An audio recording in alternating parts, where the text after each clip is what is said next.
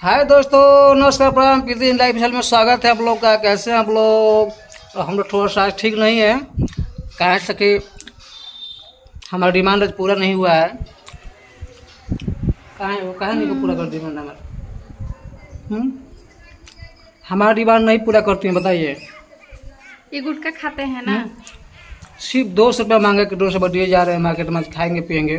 तो बताइए कि इतना ना के करो कि नाम खराब कर जाला, समझ में आई? का है बतिया बताड़ा बात एजा जब सेल बन तैसे अपना मन के करता 2500 के गुटखा खा गइलन, दारू पी गइलन।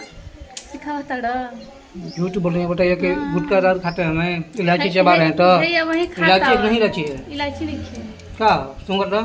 सुनिए, इलायची नहीं लग रहा है। बाबा इलायची खाते हैं, बताइए। फालतू फालतू बतिया रही है, बताइए डायरेक्टली। आलतू फालतू बतिया कम से कम सूंघो, उसको क्या महक रहा है। इलायची है दोस्तों, इलायची खाते हैं और कुछ नहीं है। बकवास खाली फालतू जज्बे करने और लोग शक करती रहती है बिना मतलब।